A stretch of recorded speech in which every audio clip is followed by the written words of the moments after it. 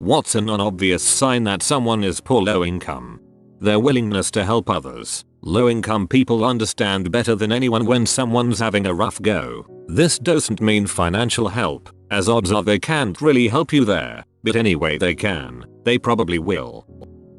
They don't talk about the future, because deep down they know it's not going to get better and there's so many fires they put out day to day they don't have the time or energy. Wealthier people can plan way in advance, especially because they have more time, more financial stability, and usually vacation time.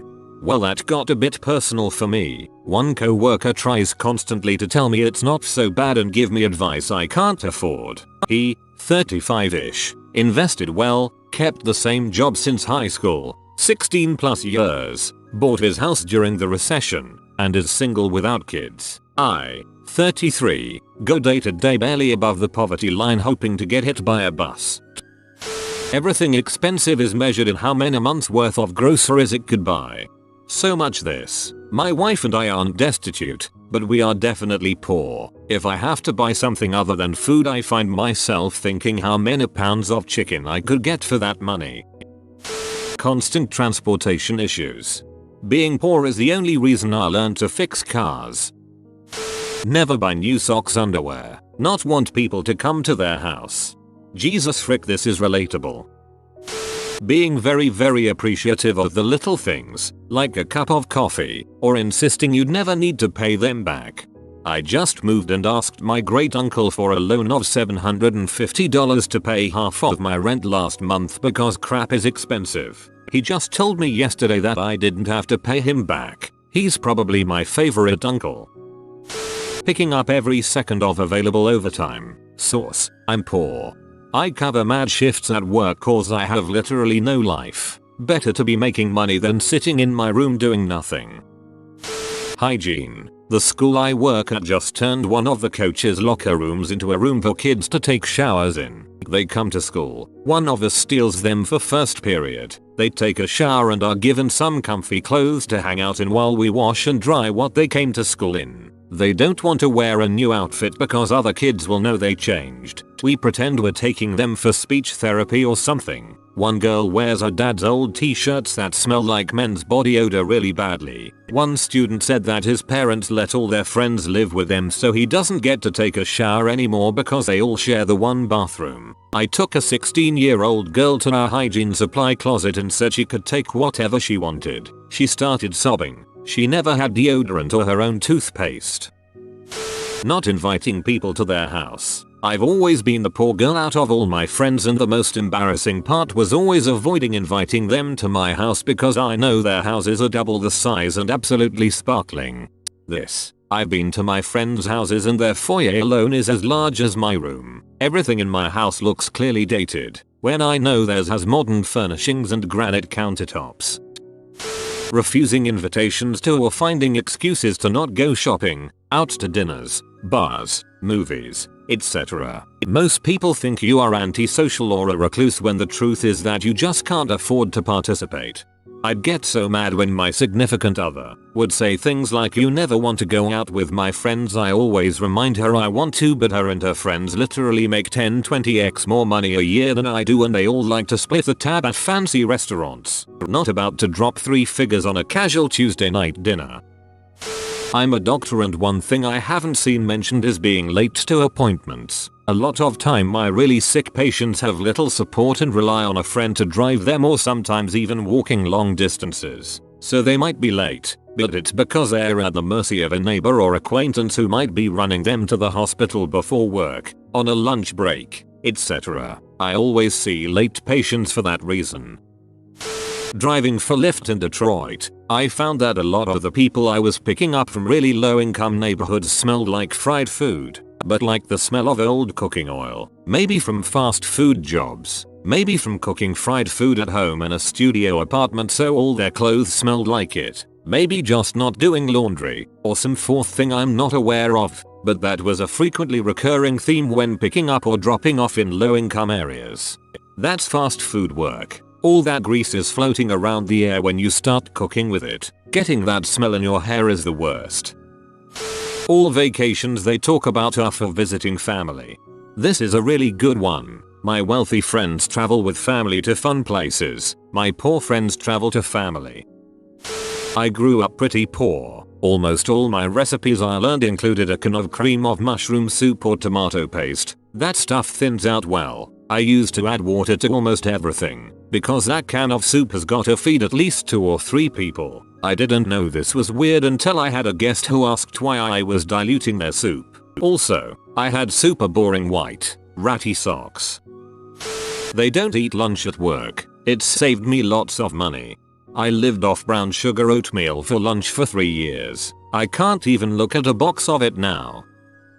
What they think of as fond memories. I have a dad who grew up poor, and whenever he talks about his childhood his stories are always super sad because a lot of them involve my grandma working multiple jobs to support the family or him working crap jobs at a very young age and bringing the pay home to help out or some other sign of poverty, and they kind of depress everyone. But it always makes him happy to reminisce on those memories, because to him they are the happiest memories in the world. Avoiding doctors or hospitals, as the bills are way out of their league. A strong fear of police too, since the ticket would put them in a financial nightmare if they don't have the charisma to talk themselves out of it. Had a friend in college who had to purchase the school's insurance since she was uninsured, and still refused to go to the doctors. She claimed she hasn't gone since she was a child and she was too nervous to go. Super sad actually. Fish antibiotics but no fish. This is very true. I managed to kick an IV heroin habit a few years back. Fish antibiotic is a common thing for addicts with untreated abscesses. Scary to think about. They overreact when you grab the tab at dinner or a bar. For me it's no big thing, but they overthank me. I overthank because there's no guarantee that I can return the favor. If I can, it's no big deal. They usually don't make jokes about being poor. I know my experience isn't representative of everyone's, but most of my life I lived below the poverty line, and I made jokes about it quite frequently, with my friends though, not just with anybody, but I am one of those people who uses humor as a coping mechanism. During the time of my parents' bankruptcy and the poverty years that followed, some of my friends could never understand why I couldn't join them to catch a movie, go out for dinner, go on holiday, etc. It even made some of them angry during some discussions, which made me quite sad. I've had to fend for myself since 15, and they get everything they need from their parents. So even though they knew about my situation, they couldn't fathom how a small thing like a movie ticket would be a hard time for me. They threw it on me being a bee about not wanting to come, even after I explained it. Luckily most of my best friends were always the coolest guys ever and surprised me with tickets, dinners, etc., forcing me to come, because it had already been paid for, and one of them even sneakily gave me money to pay for my own ticket stuff, etc., just to show the other guys I could sometimes pay too. I love them. Let's say tears of kindness have been shed many times. Constant fear. Someone called me out recently. I haven't dated in a while. They were setting up a profile on Tinder and I didn't want to join because, well, I have no job ATM. It was a nice call out because they also followed it up by saying being poor shouldn't cost you being alone. I don't date or flirt. I have 3 cats. I am incredibly poor and ashamed. Hiding money, stuffed in bras, in books, in cupboards, anywhere except a change jar or a wallet. They wash and reuse Ziploc bags until the bags fall apart. I grew up low income and I always wondered why everyone else's Ziplocs looked so fresh. When their car is always on empty and they only put in enough gas to get to where they're going. My friend has never had an abundance of wealth, so when I asked why she does that she said that it's like there's $20 or $30 just sitting in your tank that you can't use right now, and that money can be the difference between your food for the day or not.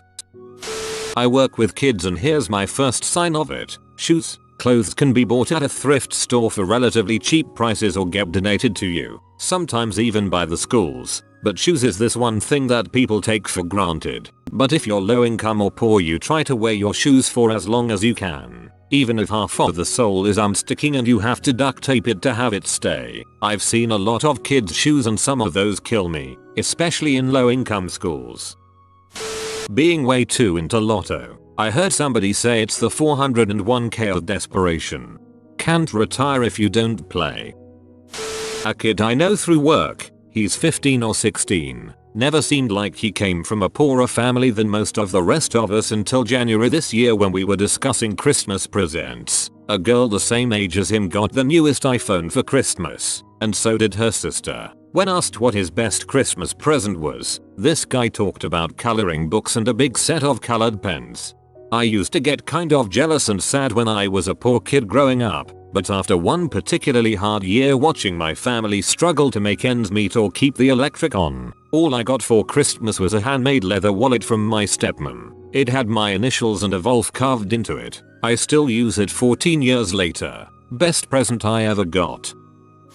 Being seen as the hard worker at work. Not that they want to be an overachiever or not that they have a naturally hard work ethic, but knowing that their pay depends on their performance and are afraid of losing a job for being seen as lazy or slow. I had a job where I started off making good money, but over time it slowly got worse and worse and I made less and less until I realized I didn't have enough saved up to take time off to go job hunting. By then my second daughter had been born and I knew less time at work meant less food on the table. Working in restaurants, living off tips in case anyone is wondering. It's a terrible feeling when you get gas and groceries after an exhausting shift and realizing you now have less money than when you started your shift. I've noticed that when a kid from a low-income household gets a name brand sweater or shirt, it will usually have an obnoxiously big logo on it. I assume brands make them a little cheaper than shirts with a more subtle logo to target lower income people on purpose. It's brand name. Everyone will see it and cheaper. Triple whammy. They don't pay at the pump because they only have a little cash and no access to credit cards. Many of our pumps in Australia are starting to have this feature. I go into the register anyway out of sheer habit. Also, if I want to grab a drink or something, it's not like I can unless I go inside. Eating lots of fast food. Sure, eating out is supposed to be more expensive, but $1 burgers are pretty cheap, and who has time to make food when you're working 3 jobs? Always wanting to walk everywhere, even if it's a considerable distance. This is me BTW. I've convinced my friends to walk as far as 3 miles with me so I wouldn't have to fork in money for an Uber. They hate me for it and usually call an Uber or get someone with a car to drive us anyway. But unless it's more than 4 or 5 miles, I always suggest walking. My friend wants to walk everywhere all the freaking time in the sun, rain, snow, whatever. She's not poor though. She told me she just loves walking around in the city. It's either that or she hates when I drive her around in my old ass car. Being really handy, or having I'll fix that at the first solution for something breaking, even if it was something cheap to replace. Knowing where everything is in multiple grocery stores and how much it costs off the top of their heads. You don't usually track stuff to that detail when pennies don't matter. Having odd clothing patterns. I'd always buy stuff at the thrift shop and jeans and shoes cost a few dollars each, so I'd wear the same couple pairs forever. But shirts were always on sale for as low as 30-50 cents each, so I'd have a strong rotation of shirts to wear.